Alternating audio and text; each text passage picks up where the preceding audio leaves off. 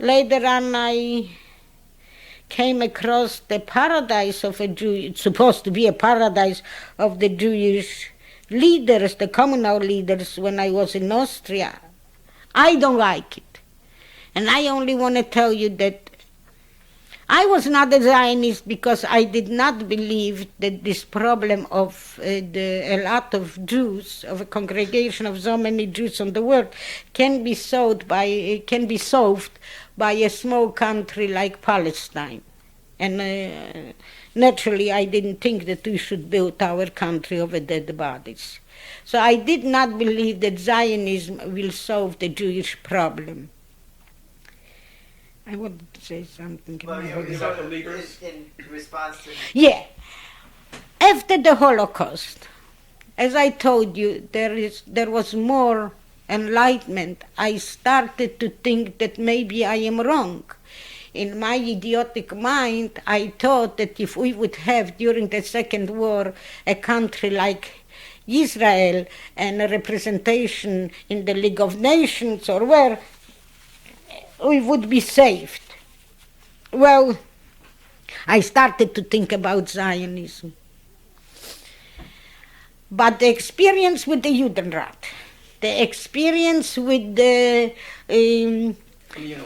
leaders in the DP camp in Austria, which had everything what they wanted. God, and those Jews had as much money and got as much money for nothing as they wanted. And still there was pilferage, injustice, outright discrimination against the sick and the poor. They were so ruthless.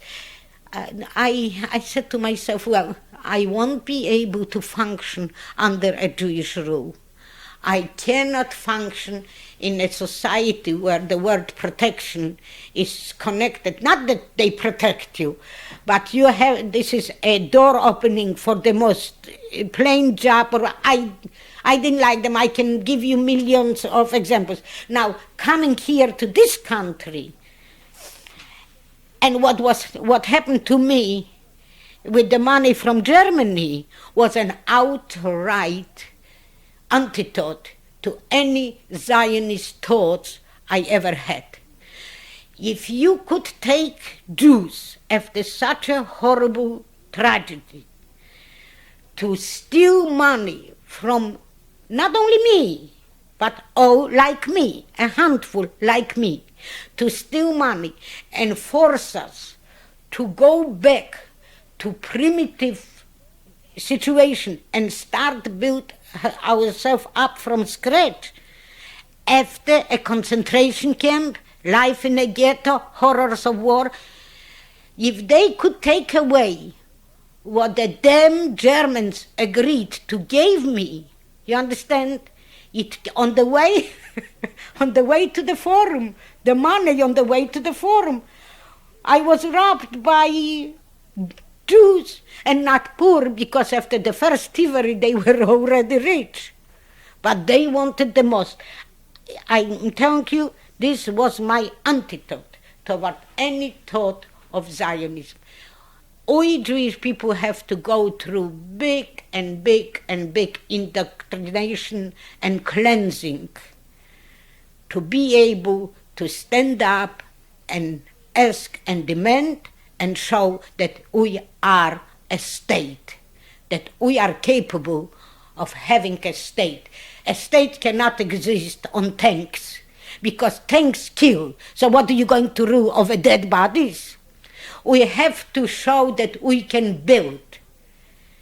And the leadership must be brought up not from the scum, but from the what is in the middle, the more human humans. What shall I tell you? No, what do you want to tell me? Okay. One more question. One final question. Just to clarify a point. But wait, whole segment must get in. Okay. Otherwise I will deny it, because the Pope once was asked to recognize Israel, and the Jews' argument was, we are a state. So he said, if you are a state, so act like a state, and we will recognize you. Now imagine my tzures, I have to side with the Pope, but I agree with him. You cannot have, even in this wild, crazy world, you cannot have a state behaving so rowdily like Israel. And it's not a state.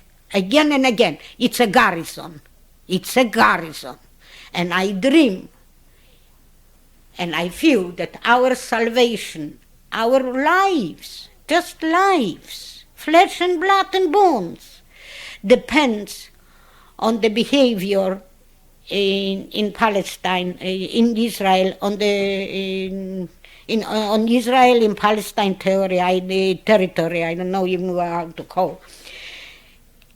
The leadership in Israel is a prolongation of the Judenrat and these committees in the DP camps, and they finally arrived there to destroy and to really gag our mouths forever, claiming that we have the right to live. And in order to live in today's world, you have to have a government. Whether you like it or not, I am not so fond of so many borders on the map. I wish we will be united. Oh, borders only create more wars.